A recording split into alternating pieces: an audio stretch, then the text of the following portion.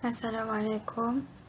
Nama saya Nur Amirah Shazrin binti Zulkifli. Saya penyampai yang pertama.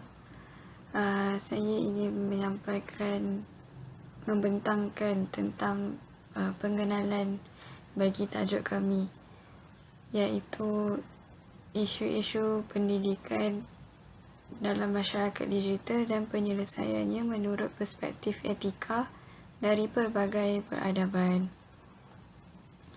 Jadi pengenalannya, digital sebagaimana yang kita tahu adalah sesuatu benda yang diguna pakai dalam kehidupan seharian seseorang individu dalam zaman moden sekarang ini.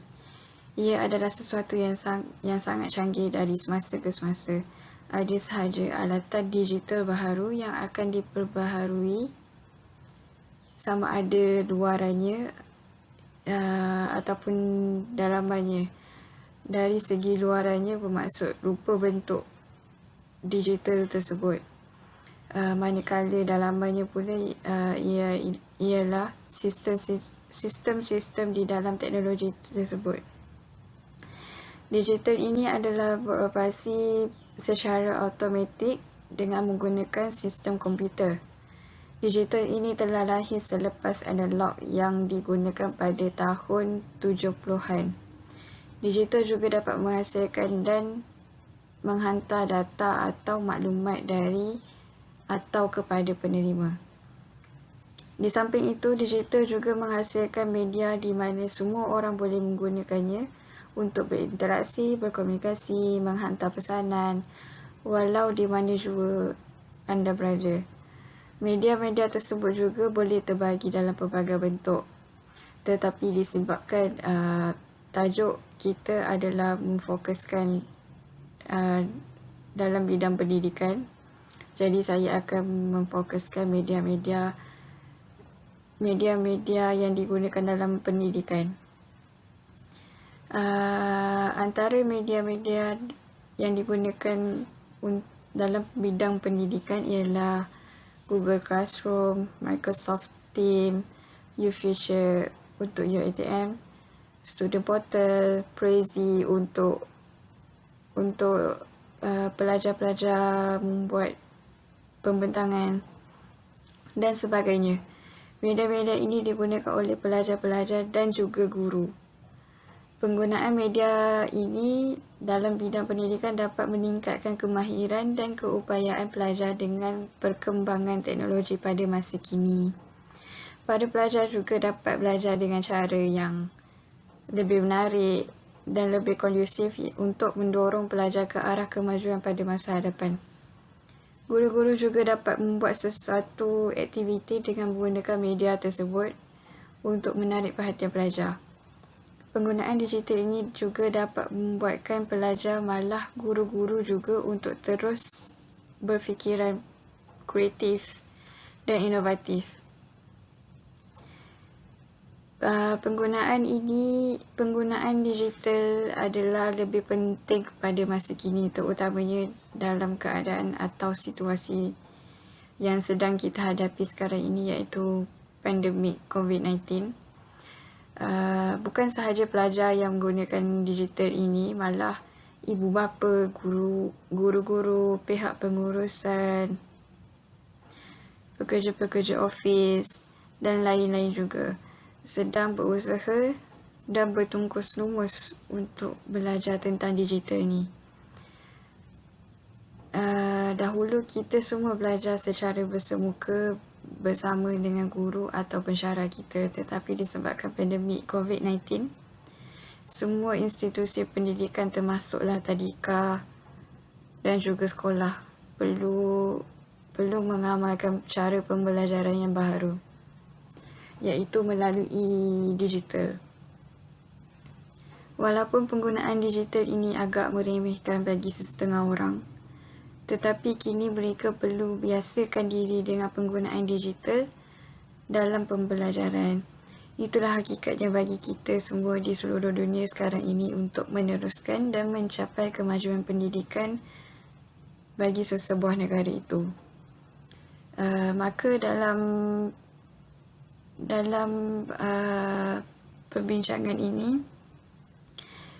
Kami, ahli kumpulan saya yang lain akan membincangkan tentang isu-isu pendidikan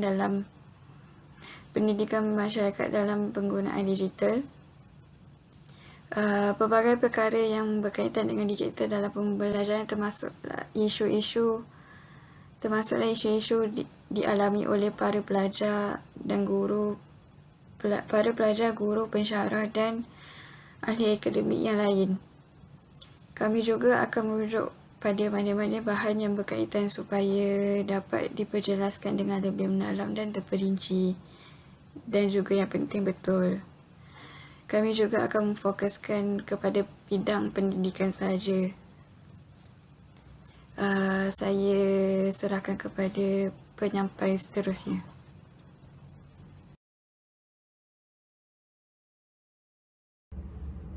Assalamualaikum warahmatullahi wabarakatuh. Saya Sharifah Kalisa binti Syed Syafruddin adalah pembentang seterusnya. Jadi hari ini saya akan berbincang tentang isu dan faktor dalam topik ini. Saya akan mulakan dengan isu pertama, iaitu perkembangan teknologi. ICT di Malaysia semakin berkembang pesat. Secara tak langsung, tenaga pengajar malah pelajar sendiri perlu sentiasa dikemaskini dengan maklumat tentang teknologi yang baru yang tak henti-henti berkembang. Kebelakangan ini terdapat ramai insan yang bijak pandai yang dilahirkan di Malaysia ini. Bukan itu sahaja, kita juga tahu negara-negara luar pun sudah banyak menggunakan dan menghasilkan teknologi yang bertaraf tinggi yang jauh lebih baik daripada yang sedia ada. Oleh demikian, Malaysia juga berusaha untuk menjadi setaraf dengan negara-negara lain. Oleh itu, rakyat Malaysia haruslah selalu mengambil tahu info terkini tentang perkembangan teknologi, apatah lagi dalam bidang pendidikan. Pensyarah dan juga pelajar harus selalu up to date dengan info terkini tentang teknologi digital zaman sekarang, kerana apabila munculnya teknologi baru, teknologi yang lama akan kurang digunakan, sebab selalunya teknologi yang baru ini mempunyai lebih banyak kebaikan daripada teknologi yang lama. Seterusnya adalah isu kedua, iaitu kos. Kita semua tahu barang-barang digital dan teknologi ni taklah murah. Jadi kerja-kerja penyelidikan selalunya memakan masa yang agak panjang. Oleh itu, kos yang tinggi diperlukan dari segi penyelenggaraan sistem, tenaga pekerja, peralatan-peralatan bantuan, dan yang paling penting adalah perkakas yang diperlukan. Bukan itu saja, sekarang semua benda juga menggunakan internet, memerlukan internet untuk menghasilkan apa jenis pun. Jadi secara tak langsung, kos pendidikan dalam masyarakat digital ni adalah agak tinggi, kerana semua benda adalah berbayar. Internet juga berbayar, barang yang komputer yang digunakan juga berbayar, dan lain-lain lagi. Seterusnya saya akan ke isu yang ketiga, iaitu sosialisasi. Disebabkan terlalu banyak masa yang dihabiskan dengan benda-benda digital, seseorang itu boleh menjadi taksub dengan komputer hingga boleh melalaikan dari bersosial dengan masyarakat sekelilingnya. Bukan itu saja, dalam sektor pendidikan ni pula, komputer digunakan sebagai bahan pengajaran.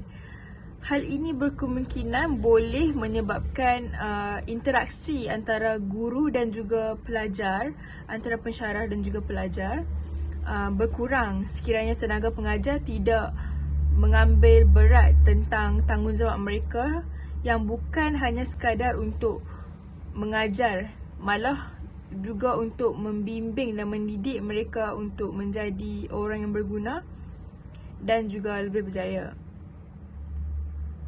Akhir sekali, isu yang terakhir adalah komputer fobia. Kita mungkin jarang dengar isu ini, tetapi ia adalah sebenarnya wujud. Walaupun ramai masyarakat yang sukakan teknologi digital ini, ada wujud juga segolongan, segelintir yang merasakan sebaliknya. Golongan ini adalah merupakan golongan yang tidak berupaya atau tidak berpeluang untuk mengikuti pengembangan teknologi. Mereka ini boleh dikatakan golongan yang takut akan komputer atau tidak mahu menggunakan komputer sebab kekurangan keyakinan mereka terhadap komputer. Secara tak langsung juga, di hati mereka, mereka boleh rasa rendah diri apabila dikelilingi orang yang arif tentang hal-hal digital ini. Ini sahaja daripada saya berkaitan isu dan faktor dalam topik ini. Saya akan serahkan hal yang seterusnya kepada pembentang seterusnya. Halangan pertama ialah jaringan internet yang lemah. Jaringan internet amatlah dan sangatlah diperlukan dalam pendidikan masa kini kerana perkembangan teknologi telah membentuk dan mendedahkan pelbagai perkara yang boleh dilakukan semudahnya di hujung jari. Apabila teknologi berkembang dengan luas, tahap pendidikan dalam masyarakat kini juga berubah. Namun begitu, di sebalik perkembangan teknologi internet yang sangat maju, mempunyai beberapa halangan tertentu. Halangan jaringan internet sering berlaku kepada masyarakat yang tinggal di kawasan luar bandar dan pedalaman. Hal ini kerana liputan internet yang sangat terhad di kawasan tersebut. Justeru, masyarakat pada kawasan tersebut mempunyai kesulitan untuk mendapat liputan maklumat dengan cepat. Kerana itu adalah cara yang diamalkan pada zaman kini untuk memperoleh maklumat baru dengan cepat selain menonton berita di hadapan televisyen. Mereka juga menghadapi kesulitan untuk meneruskan pembelajaran secara online dengan jaringan internet yang lemah. Hal ini penting kepada semua pelajar dan juga tenaga pengajar dalam penlibatan pembelajaran. PDPR yang terpaksa dilakukan disebabkan pandemik virus COVID-19 pada masa kini. Sebagai contoh, mereka perlu memuat turun beberapa aplikasi seperti Google Classroom, Google Meet, aplikasi WhatsApp, YouTube dan lain-lain. Tambahan pula, memuat turun aplikasi tersebut memerlukan penggunaan dan liputan internet yang sangat kuat dan haruslah mempunyai data yang banyak. Seterusnya adalah tahap mentaliti seseorang adalah salah satu halangan atau cabaran yang terdapat dalam isu pendidikan masyarakat digital. Oleh kerana cara pendidikan sangat terbuka dan umum, terdapat salah faham cara penggunaan media sosial sehingga menimbulkan banyak konspirasi yang tidak bagus terhadap pendidikan pada era masa ini. Seperti mana yang kita tahu, penggunaan digital semakin meningkat kerana pandemik COVID-19 menyebabkan wujudnya pembelajaran PDPR di mana membuat mentaliti seseorang terjejas dengan cara tidak cukup rehat, terlalu fokus terhadap penggunaan gadget semasa sesi pembelajaran diadakan dan lain-lain. Bukan itu sahaja, di samping keluarga yang tidak memahami dan tidak mempunyai sikap toleransi terhadap individu seseorang itu, boleh menyebabkan tekanan kepada seseorang, justeru memberi kesan yang tidak sihat terhadap minda mereka. Halangan yang terakhir yang boleh kita dapat lihat dalam isu pendidikan masyarakat digital adalah persekitaran hidup seseorang, yang mana perlu memainkan peranan penting kerana ia merupakan halangan atau cabaran yang sememangnya dapat memberi kesan yang negatif terhadap individu tersebut. Sekiranya seseorang pelajar mempunyai persekitaran yang tidak bagus, maka itu boleh menyebabkan sesi pembelajaran mereka terganggu sehingga menyebabkan ketidakselesaan terhadap individu tersebut.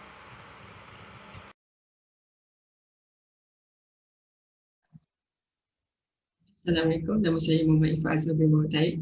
Saya akan membincangkan tentang cadangan yang boleh dilakukan oleh pihak kerajaan untuk menambah baik sistem pendidikan secara digital. Cadangan pertama saya adalah kepelbagaian sistem. Kerajaan perlu mempelbagaikan medium terhadap sistem pendidikan secara digital di radio, televisyen, internet dan aplikasi. Dengan situasi sekarang,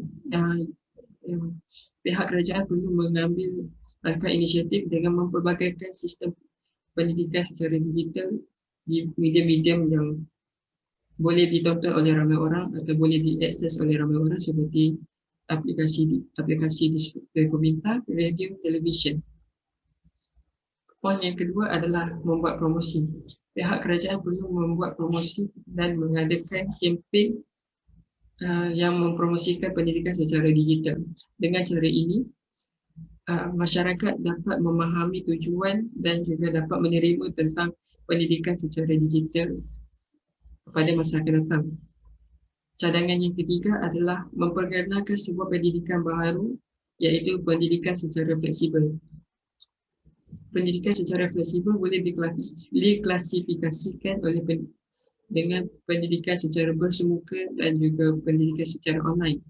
Dengan cara ini, para pelajar dapat menghadapi situasi di mana mereka akan membelajar secara online dan belajar secara bersemuka. Dengan cara ini, ia dapat memberikan fokus pada para pelajar dan dapat mengelakkan mereka daripada hilang fokus akibat daripada penat. Akhir sekali, pihak sekolah dan juga universiti perlu mengadakan demonstrasi untuk menerangkan tentang sistem pendidikan secara digital. Dengan adanya demonstrasi, para pelajar dan guru-guru dapat memahami tentang penggunaan sistem pendidikan secara digital untuk direalisasikan pada masa akan datang. Itu sahaja daripada saya. Terima kasih.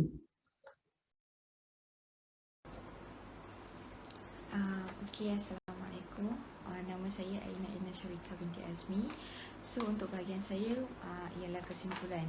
Yang pertama ialah peredaran masa dapat mengubah wajah peradaban manusia. Ini menjadi seperti yang kita tahu telah wujud satu dunia yang lain, iaitu dunia teknologi. Pada masa kini mempunyai teknologi yang sangat hebat yang dapat kita gunakan media masa untuk berhubung antara satu sama lain. Dan seterusnya ialah isu akademik apabila menggunakan aplikasi media digital. So ini yang sering kita gunakan dan dapat dilihat apabila untuk berinteraksi antara satu lain. Setengah itu akan terdapat juga isu apabila penggunaan pada pembelajaran. Seperti mana yang dapat lihat pada zaman sekarang, bahan digital dapat dicari dengan lebih mudah dengan capaian dan jaringan internet yang ada pada masa kini. Seterusnya, dari segi pentadbiran haruslah dititik beratkan. Ini juga perlu difahami konteksnya bahawa pentadbiran pihak atasan sebagai guru ataupun para pengajar perlu mengambil berat isu ini supaya ianya dapat digunakan dengan mudah kepada para murid. Yang kelima ialah pengawasan ibu bapa kepada anak yang menggunakan dunia digital.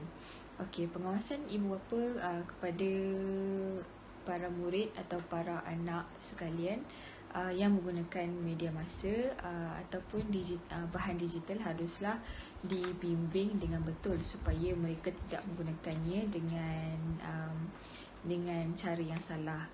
Okey. So yang keenam ialah pengguna yang lebih berusia haruslah memiliki etika yang baik semasa penggunaan.